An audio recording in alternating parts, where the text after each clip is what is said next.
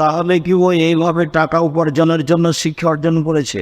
আপনার বিবেচনায় কি আছে? এই টাকার যে শিক্ষা দেওয়ার জন্য টাকা খরচ করেছেন, এই টাকার জব আপনাকে দিতে হবে, আপনার বিবেচনায় কি আসলো? আসলেই কি ও শিক্ষিত মানুষ? সবটি তলিয়ে দেখান তো একটু। লোকমান হাকিম তার ছেলেকে বললেন, বোনাইয়া লা তুশরিক বিল্লাহ ইন্না শিরকা লাযুলমুন আযীম। আব্বু, শিরক করো না, পাপের জগতে শিরক হলো সবচেয়ে বড় পাপ। তাহলে পরিবারকে শিরকের ব্যাপারে সতর্ক করতে হবে।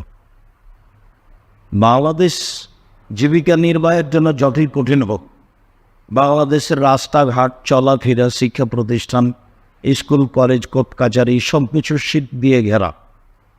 মানুষের বাড়িও শিরক দিয়ে ঘেরা, মানুষ যে রুমে থাকে সেটাও শিরক দিয়ে ঘেরা, অফিস আদালত, কোচকারারি, কোর্ট কাচারি সবটাই শিরক দিয়ে ঘেরা।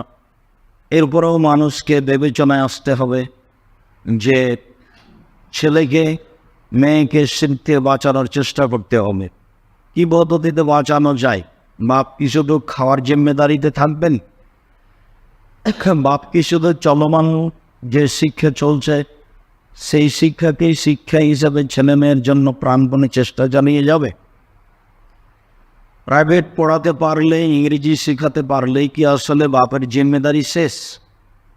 একটা ভালো চাকরি নিয়ে দিতে পারলেই কি বাপের জিম্মেদারি শেষ? যদি তাই হয় তাহলে আমি অনেক দিন বলেছি, এটা আমি বাস্তব দেখছি বা আপনারও তাই বলে বলি যে আপনার ছেলেটা ভালো, বড় শিক্ষিত, বড় ডাক্তার, লন্ডন থেকে বড় একটা সার্টিফিকেট নিয়ে এসেছে। তো একদিন আপনার বাড়িতে বেড়াতে আসলো, যে আব্বার বাড়ি ঘুরে আসি। তো ছেলেটা গাড়ি থেকে নামলো, প্যান্ট টাকনুর নিচে আছে, কোট গায়ে আছে, দাড়ি চাচা আছে, গলায় টাই আছে, হাতে সিগারেট আছে। এই অবস্থায় ছেলেটা, আপনার ডাক্তার ছেলেটা গাড়ি থেকে নামলো। একটু পরে বৌমা গাড়ি থেকে নামলো, পরনে হালকা হালকা কাপড় আছে। একটু পরে আপনার নাতনি গাড়ি থেকে নামলো, গায়ে কোনো কাপড় নেই। তারপরে দেখা গেল গাড়ির পিছন দিকে কুকুর আছে। বিবরণে দেখা গেল আপনার ছেলের 2 লক্ষ টাকা বেতন, ঢাকা পিজি হাসপাতালে। তো আপনার ছেলে প্রেসক্রিপশন লিখে যেই কোম্পানি তাকে টাকা দিয়েছে সেই কোম্পানি তার জানা আছে এর চেয়ে ভালো ওষুধ আছে, আবার তার বেতন আছে, তারপরেও সে ফি নিয়েছে 1,500 2,000। তারপরেও যা প্রয়োজন চিকিৎসার সেটা না করে অযথা 5টা 7টা এ করে দিয়েছে, পরীক্ষা দিয়ে দিয়েছে। তারপরে ওর সহযোগিতায় যারা আছে তারা সবাই মেয়ে মানুষ। আপনার বিবেচনায় কেমন হলো এটা?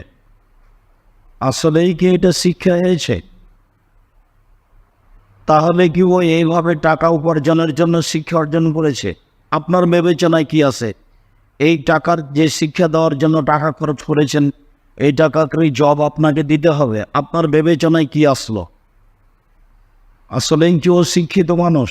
সবটি তলিয়ে দেখান তো একটু।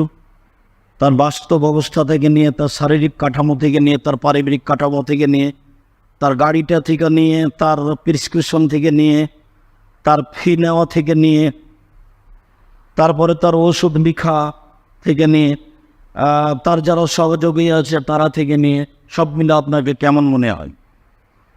প্রায় ধরনের এইরকম বিষয়টি বিবেচনা।